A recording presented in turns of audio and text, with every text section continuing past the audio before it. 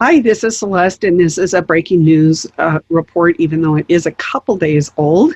I just discovered Executive Order 13926, and it is a presidential executive order issued June 2nd, 2020, advancing international religious freedom.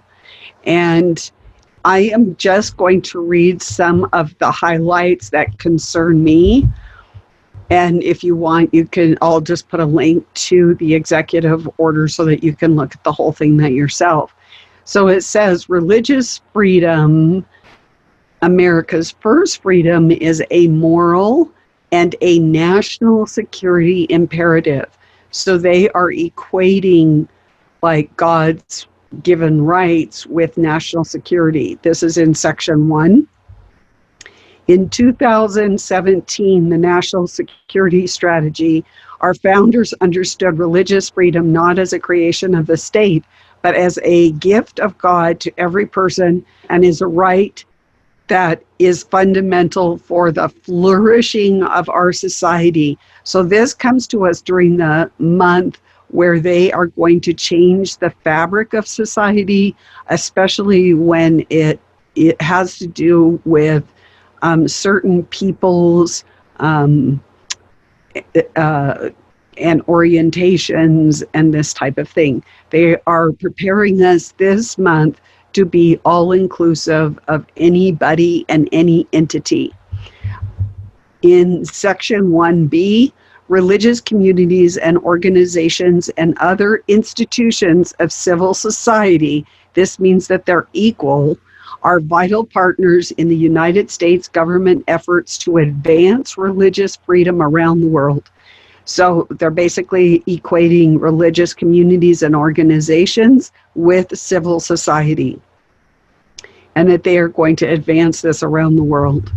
Section 2, under the prioritization of international religious freedom, which is going to happen within 180 days of the date of this order.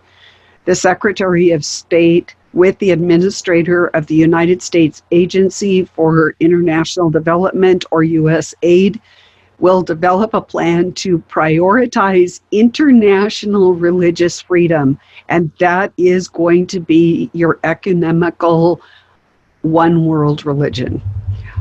Section 3, the administrator of the USAID is budgeting $50 million per fiscal year for programs that advance international freedom.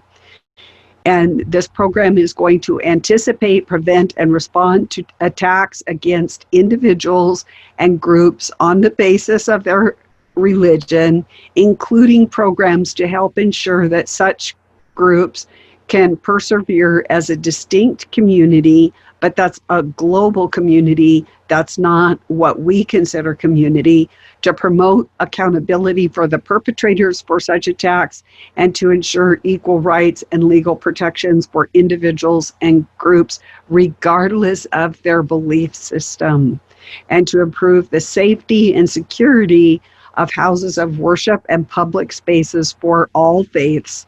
Once again, this is the ecumenical one world religion taking form right before your very eyes in the form of a executive order, and to protect and preserve cultural heritages of religious communities.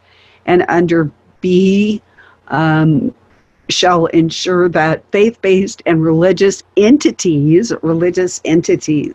those can be demonic even, including eligible entities in foreign countries, are not discriminated on the basis of religious identity or religious belief when competing for federal funding. So if some fallen angel giant technology person, the United States is not going to discriminate against them, no matter how wicked, evil, or perverse this entity is.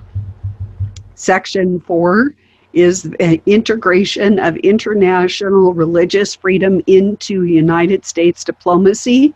There is going to be a special watch list, and countries that countries in which there are entities of particular concern and other countries that have engaged in or tolerated violations of religious freedom.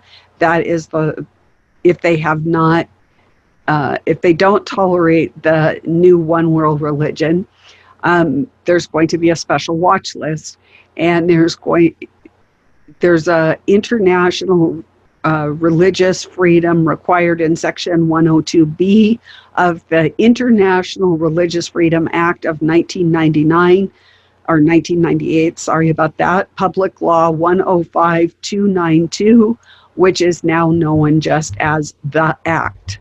Section 5, training for all federal officials. The Department of State Civil Service Employees in Foreign Affairs series is going to undertake training modeled on the International Religious Freedom Training as described in Section 708 of the Foreign Service Act of 1980, Public Law 96-465, and is amended in Section 103A1 of the Frank R. Wolf International Religious Freedom Act, which is Public Law 114-281.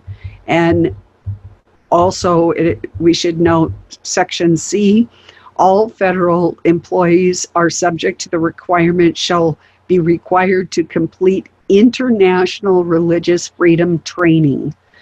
Section 6, under economic tools, they are going to use the appropriate use of economic tools to advance international religious freedom. That is coercion. Then under B, the Secretary of Treasury, in consultation with the Secretary of State, may consider imposing sanctions under Executive Order 13818 of December 20th, 2017, blocking the property of persons involved in serious human rights abuse or corruption, of which Christians may in the future be subject to, which among other things implements Global Magna Sky Human Rights Accountability Act, and that's Public Law 114328. There is a definition section and a general provision section. And once again, this was filed from the White House on June 2nd, 2020. Stay alert for religious persecution. It's headed your way.